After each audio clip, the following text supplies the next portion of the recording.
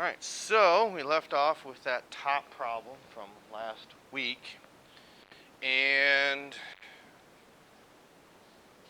hopefully it didn't seem too difficult, but when you see this, drawing out the compound, typically when we do these reactions, you already have these, but the reason we approach it this way is it gives you a little more practice on writing and naming these compounds first, and then going through the appropriate reaction. All right. So,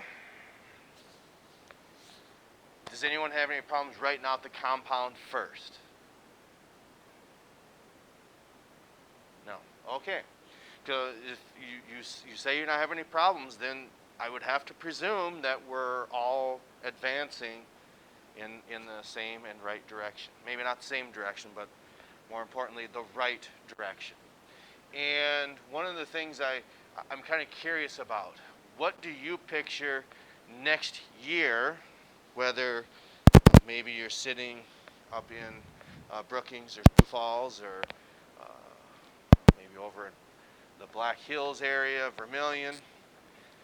Do you picture yourself asking a question in the middle of during class? If there's 60 other people in there, does that bother you? It's just something to think about. Or would you be more inclined to, okay, there's a teacher's assistant or the professor has office hours at this time, that's what I'm going to go do? Or would you just let it slide and just not follow through, or not try to understand what a professor or TA is doing? You would ask. Okay. Okay. I'm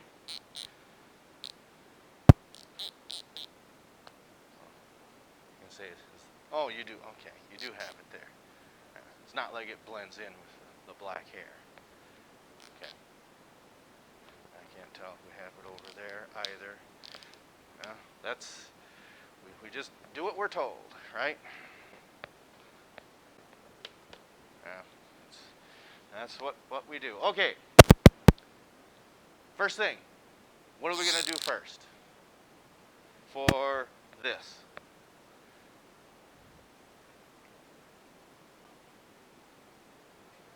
Yes, you have to draw it first in order to, yes. 9 carbons. How did you know that? That's right.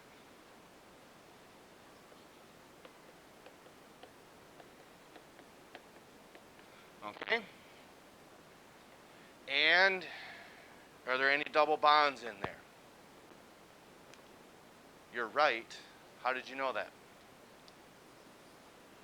Because it's an alkane. That's also right. Okay. Is there anything branching off? Yes, there are 2. And they're separate spots. 4th and 5th carbon. Okay. So, on the 4th carbon, when we see butyl, we automatically know how many carbons are in that derivative. There are 4. It just differs in the structure of that derivative. So in this case, we're going to stretch this out a little bit. And we're going to have to write really, really small because of this. So do you just want me to write it up here and show you, and then or do you want me to ask you on how you draw it? Because I can just write it up there, just simple as can be, and then will you learn anything from that? That's my question. Asking for input.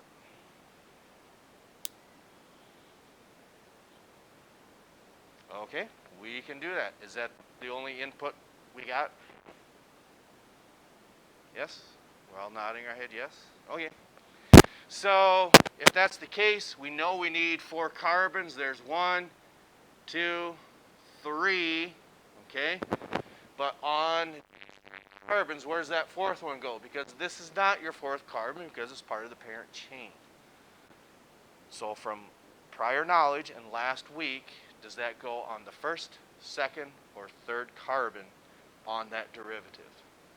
On this derivative, it is the second one. It's right here. You are correct. So hopefully those can see that. On this fourth carbon, you got 3 that extend down from there, and then 1 on that second carbon on that derivative. There's your isobutyl, okay? And then if we have a propyl group, okay, how is that different from isopropyl? Do you remember? If you wrote it down, okay, from prior knowledge, a propyl group is different than an isopropyl group. In other words, there's a methyl on each side. There's a methyl group on each side of that middle carbon. Okay? So what we're stating here is if this is the parent chain, okay, there is a methyl group on both sides of that middle carbon. That's what we're talking about. This is an isopropyl group. Propyl meaning 3. 1, 2, 3. The iso portion meaning it attaches to the parent chain on that middle carbon. Okay? But again, propyl is the key. That is different from this because what we're going to do, so for convenience sake, you don't necessarily have to write this. It's always best if you can write the structural formula. To me, you're more than likely going to be right more often when you do this. But when you're cramped for space, there's nothing wrong with doing this. Writing C3H7. We have a counter form, 1, 2, 3. So 3, 5, 7. Okay? So you can do that either way. Both of these are propyl derivatives, either way you want to write it. Okay? So I'm going to do that for this one. On the 5th carbon, I'm going to write C3H7. Okay? So that designates our propyl. And we're reacting that with some chlorine. We've now wrapped this up. Okay. So the simplest way to do this is probably going to be the most difficult compound to write out until maybe we get to your exam, just because it takes so long to write these out. But in this case, how can you write what this is reacting with? Do you like seeing Cl2 or do you like seeing Cl and Cl? Cl2, okay. Okay, everyone is in agreement. Okay, so what happens if we see just that? Will that react if there's nothing beneath that arrow? You're shaking your head. No, that is correct. You have to have something for this to react, because if we don't have this catalyst here, this compound is just too stable. It will not react.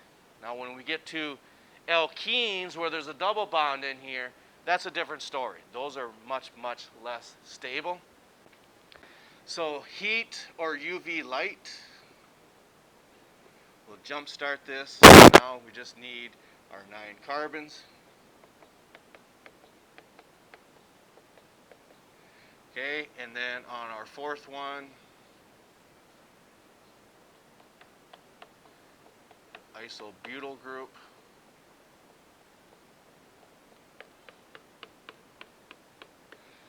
Okay, now where do you think is the most likely place? God darn it, it's not a chloral group. The most likely place we can attach that chloral group. It's on the end. Okay, and to me, it would make most sense to put them here because it's closer to where these guys are at. So we're going to put a chlorine here. Then write this out one more time, and then just move that chlorine to a different carbon. And because they form in equal rates. Okay, that's going to be important when we get into organic reactions next chapter. You have to account for both of them and you have to label them, okay? Because they don't form in quite equal rates, okay? Because the author chooses to write that when you're reacting these, okay, what happens is it forms in about 39% and 44%. When you have this one be approximately 39, and then your second one, just pick him up and move him over to here or here. Doesn't matter. We'll just put them there. That would be about 44%. I understand that that doesn't add up to 100. There's just some other impurities that are in this reaction.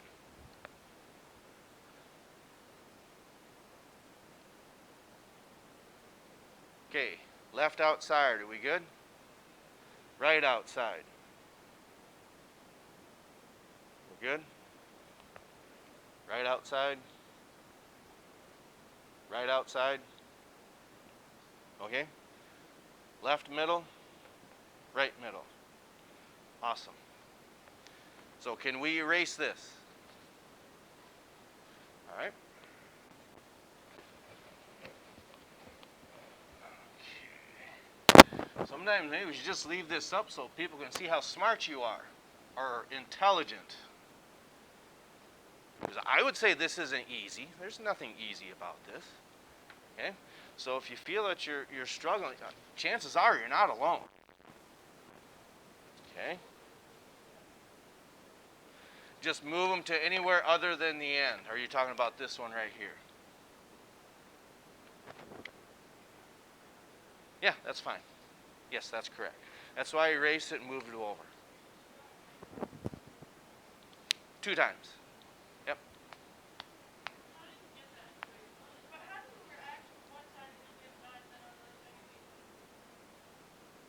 There's a plus sign in between the two. Okay, I understand your question. Okay, so don't they have to have what?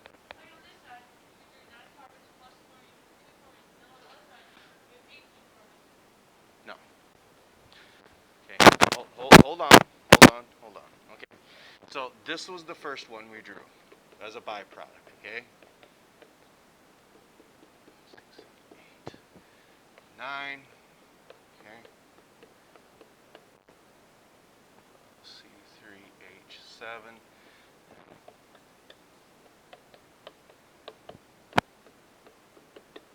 Okay, so this was one of them, and remember we said just go ahead and put 1 chlorine here, all right? But remember there were 2 of those. One of the things that we said last week, what was on here? There was a hydrogen. So when that other chlorine needs to find a place to go, yes, you do have some HCl left over. But since there are 2 products, okay, you also write this one as well.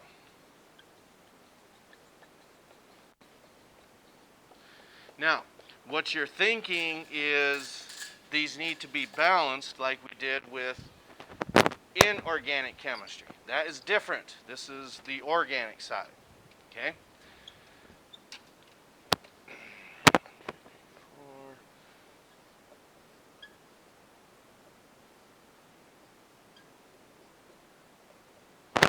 Okay, and then C3H7, okay?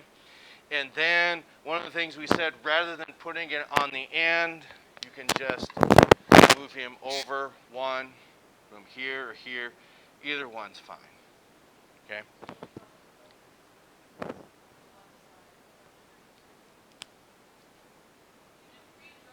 You just redraw the other one, yes. Okay, then just evaporated into the air. It's not that they disappeared. We don't necessarily need to account for them. Okay, I don't know if that's what's throwing you off. Okay, but with what we just read, what happens in these reactions, this forms about 39% of the time, and this about 44%. So they're about half. So what you're thinking is you don't balance these like you do with chemical reactions from last year. This is altogether different. And that might be a generic answer, but or else we just read the book and said, this is what the author tells you. Okay? This is what happens. Now, why that is, that I don't know. Okay? You'd have to do a little more digging for that. But this is the content that we want you to know at this level. Correct. Did we hopefully eliminate some confusion with that?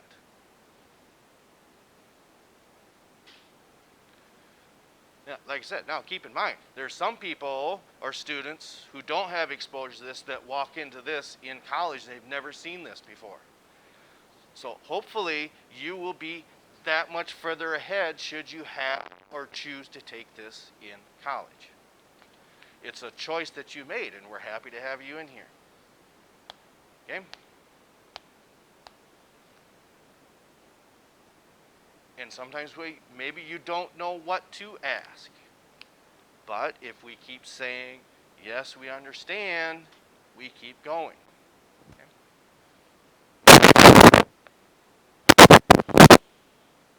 These were just naming these other two. We're not doing a reaction for those. Hallelujah, right? Oh, that was yesterday. That was Sunday. Okay.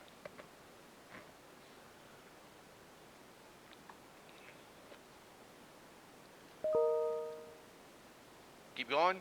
Can we erase this now? Okay.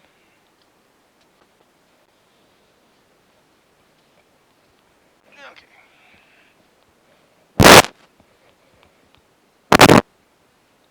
So the first thing you need to do in this red, pink, maroon, whatever color you want to call that, just like every other time, you got to find what first. Okay? Now, this structure is just a different way of writing it. Okay? Just like what we did earlier, we say X marks the spot. Okay?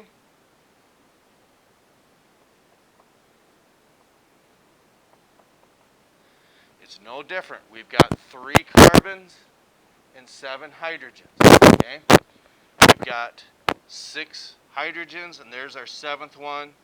1, 2, and 3 carbons. So this is a more condensed way of writing that. So you can write it like this as an isopropyl group, or you can write it like this. Because remember, since it's a propyl group, it has to have 3 carbons, and since it's isopropyl, it attaches to the middle carbon, and that's why we named that. Okay? So, what is our parent chain then?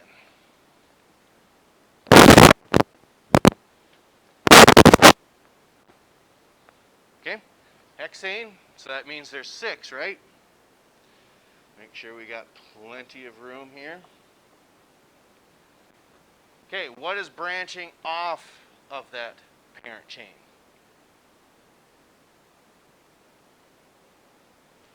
Okay, so we can just write a C up here for chlorine, chlorine, chlorine. And then we named this as what? It's an isopropyl, so we can just put IP here. Okay, isopropyl. Now, one of the things keep in mind, we're just not chlorohexane. If there were 2 chlorines, it would be what hexane? Dichloral, but now we've got 3, so that means it's going to be trichloral. So now we would probably understand or agree going left to right, because if you go right to left, these numbers are just too big. You'd have 2, 3, 4, and 6. But when you go that way, we've got 1, 3, 4, and 5. So that's why we're going from left to right. Okay? So what is going to come first, the trichloro or the isopropyl? Now, just don't blurt out. Think about that for a moment, because that's part of our rules that we had read last week. Okay, we hear trichloro, we hear isopropyl. Okay, when it comes to prefixes, you don't have to put that little tail on there. I do for some reason. I guess I just always have. Same thing here. Oops.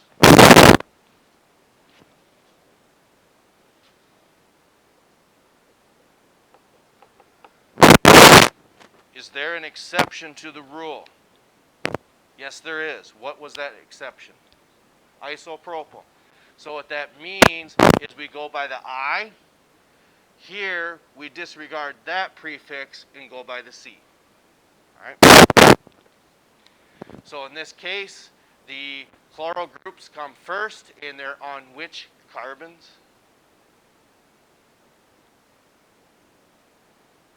1, 4, 5. So remember, commas separate numbers. So 1, comma, 4, comma, 5, dash, trichloro. So we had determined that.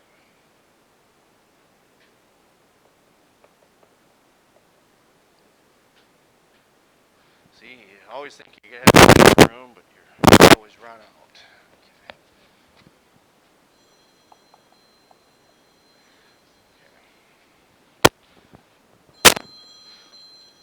Go ahead and continue working on that.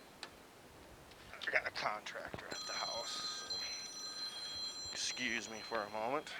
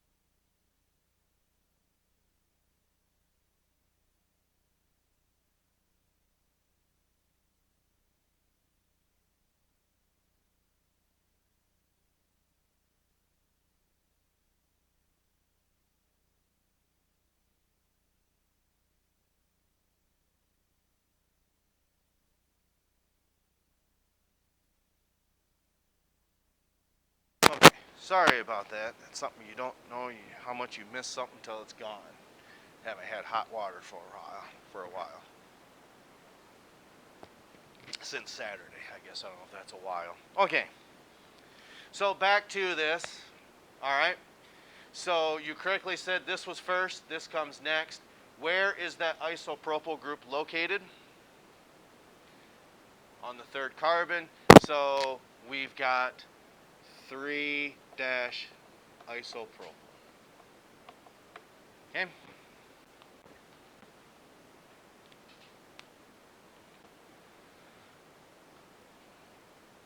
And those reactions are probably more difficult because you haven't seen it before. Would you agree with that? How do you know what you're dealing with when you're looking forward in the volleyball season if you're playing a team that you haven't seen before? Would that be a little more difficult? Would you agree, yes or no? And I would think the answer would be yes, but I can't answer that, but you can. Okay. All right. So last one, and we'll wrap. Well, sorry. Let me. Left middle. Are we good? Right middle. Left outside. Right outside. Okay. If we're understanding these, you are well underway of being successful. And this cooperative learning is great. There's nothing wrong with that. You're going to do that in college too. But just be careful, be forewarned. Just don't write down what someone else is doing without understanding it. That's not going to help you. Okay. That's just hopefully maybe a little good advice. Okay. What are we going to do for the one written in blue down here? I think it's octave. 1, 2, 3, 4, 5, 6, 7, 8. Okay.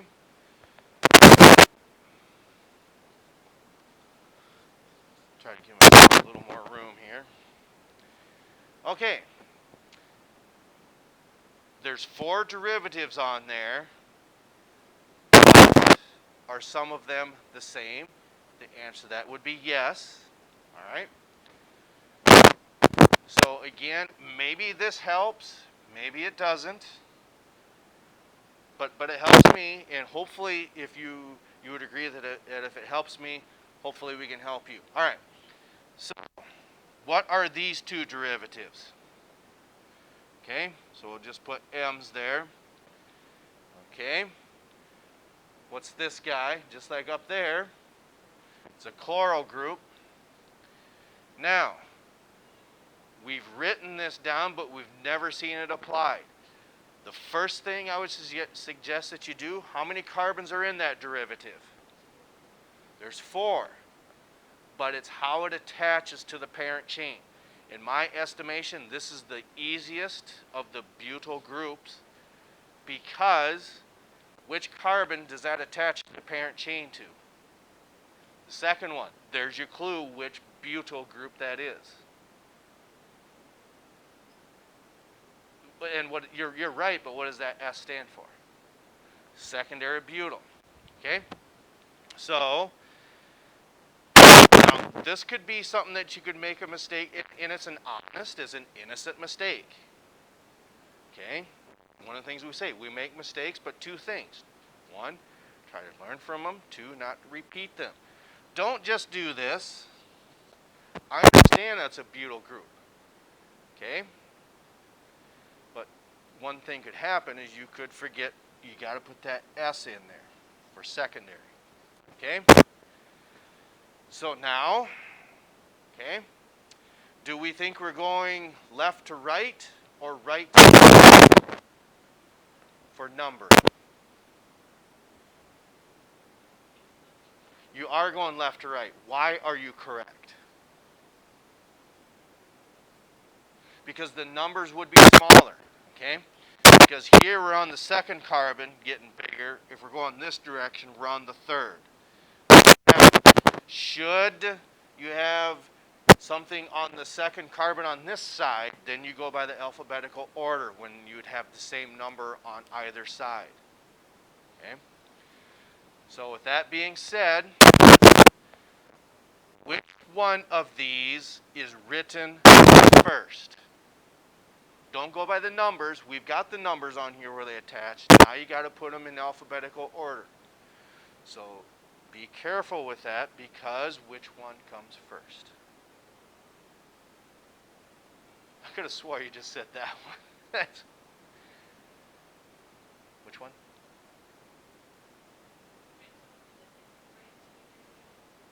Yeah, that's why we have SB. Yes.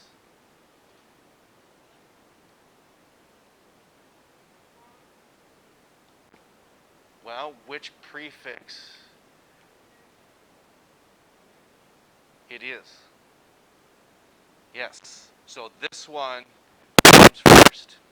Okay? You go by the I in isopropyl on the prefix, but these you disregard. The di, tetra, you disregard those. Tertiary, secondary, you disregard those.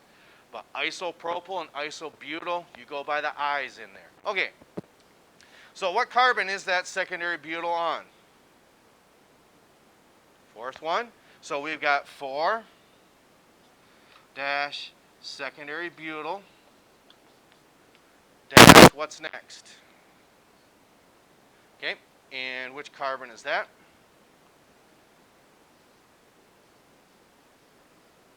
Dash.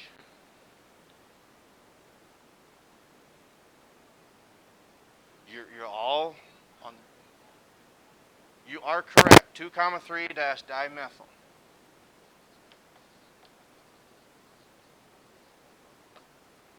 And like I said, it's so easy to run out of space. Now, whether it's a philosophy, hopefully it's a good one. To me, these were difficult problems.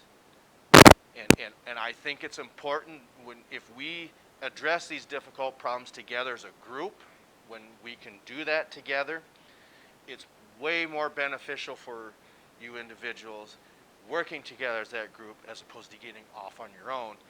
Some of them problems will be this difficult, but some of them won't be this difficult. So if we can handle these, said we're well underway to understanding this concept, providing you are honest about it. All right. If there's nothing else, that's all I've got for today. Okay, we'll catch up. Anything else? We'll catch up to you next time.